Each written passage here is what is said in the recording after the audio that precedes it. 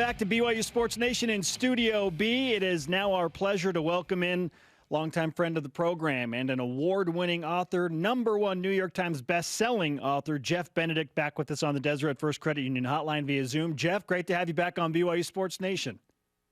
Hey, guys. It feels like it's been a long time, so it's good to be back. It's kind of like it takes a while to write a book, you know? not that we would know, but, hey, you just finished recently the Dynasty on the New England Patriots, and we have begun the read. We enjoy it thoroughly. How long did this project take you to get into, and why did you decide this was the next project you wanted to get into? It took 2 years, and realistically, this should have been a 3-year project, but I really wanted to get this done and out in time for the start of this football season, largely because of the transition with Brady leaving. And I just thought it really needed to come out this fall. But the idea for doing the book is something I actually thought about for years. I'd been thinking about it for actually going back probably a couple books prior. And then after I finished Tiger Woods' biography, that happened right around the time the Patriots lost the Super Bowl to the Eagles. And it was then that I thought, you know, I really want to do this now because it felt like the end of the Brady, Belichick, Kraft era might be right around the corner. And so I started working on this book that summer of 18 and was basically embedded with the team through the 18 season, right up through the Super Bowl. And then I stayed with the team through the 19 season, which was Brady's last year in New England. Can't wait to dive into it even more, and certainly there are lots of angles to explore, some of which include BYU guys, which we'll get into in a second. But what did you generally learn about what it not only takes to be great, but to maintain that greatness for such a long time? You know, that's a great question, and that was really at the heart of why I wanted to do the book, because there's sort of two things here. It's like, how do you build a dynasty? Because in the NFL, there've really been three, I think, legitimate dynasties. There were the Packers of the 60s with Lombardi and Bart Starr. There were the Steelers of the 70s with Bradshaw, Chuck Noll, and that great steel curtain defense.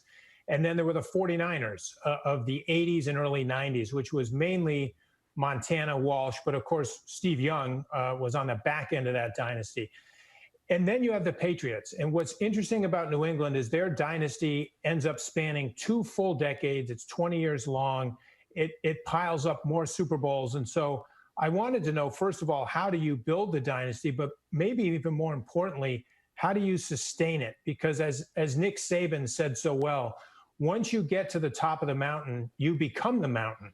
And everybody else is climbing you and trying to take it, basically conquer you. And New England, to stay on top for as long as they did, I really wanted to sort of zero in on Brady, Kraft, Belichick, because I think those three characters, the owner, the coach, and the quarterback, that's where the secret sauce is really in the relationship between those three men. Jeff Benedict with us on BYU Sports Nation. So Joe Montana, Steve Young, your friend, not in that list of dynasties, the 49ers? He mentioned the Niners. Okay. Oh, no, that's right.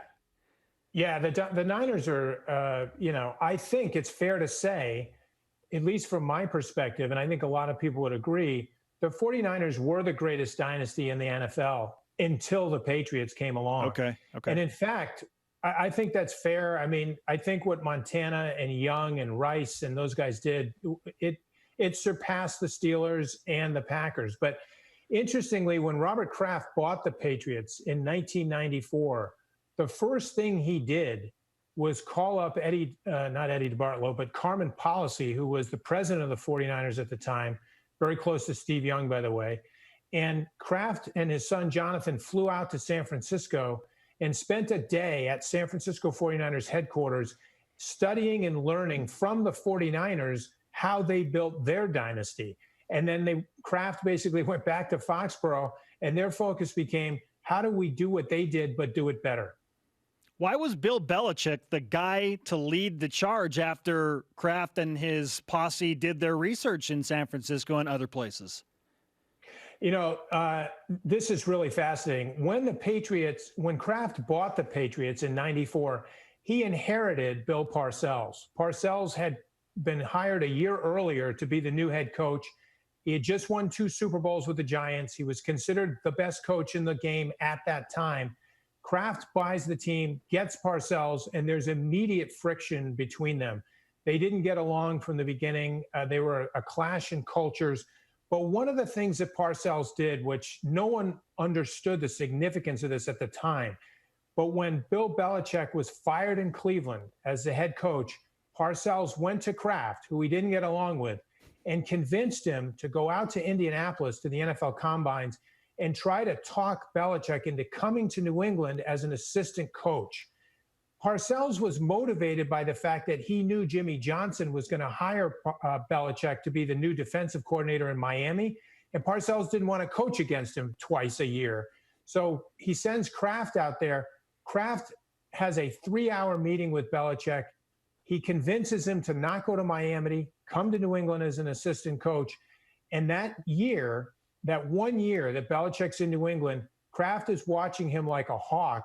And he sees in him this incredible ability to teach and connect and motivate with young players. At the time, they had Willie McGinnis, Teddy Bruschi, Lawyer Malloy, and Ty Law, all as young players on their defense.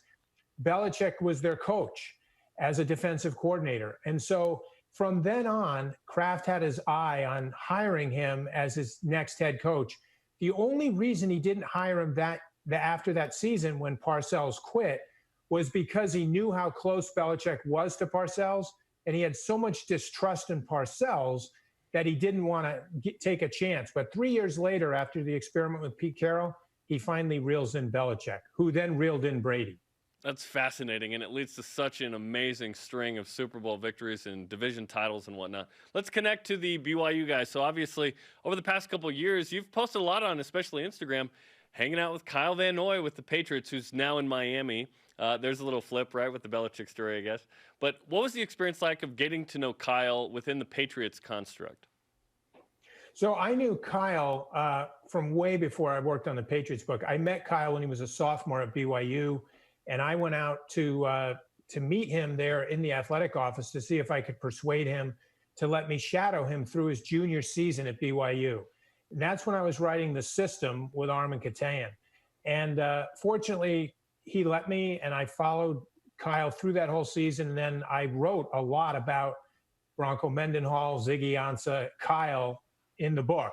And that's how I built a relationship with Kyle that has, gone on for years. I was thrilled when he let me know he was coming to New England. I live in New England. I was thinking, it's great. He's now my neighbor. We did, had dinner together multiple times, came to my house. It was just having him and Marissa here and his family coming out to Foxborough for games was terrific. And I just love the fact that he got to go to all those Super Bowls. In the short time he was in Foxborough, he probably went to more Super Bowls than anybody that I can think of who's played for BYU except Steve Young. Yeah, how about that? And with Kyle going to Miami, do you have plans to follow him down to Miami and South Beach? Well, I love the weather down there, but I'm not going to Miami. I'm happy for him. I mean, look, this has been a great development for him to get the contract that he did, which I think was well-deserved. And, just a great step in the progression for him to go from the Patriots to the Dolphins. One fun figure in the book is Lee Johnson, the most tenured NFL player in BYU history, who punted forever, Thunderfoot. He ends up being locker mates with Tom Brady, and Lee is one of the best interviews of all time.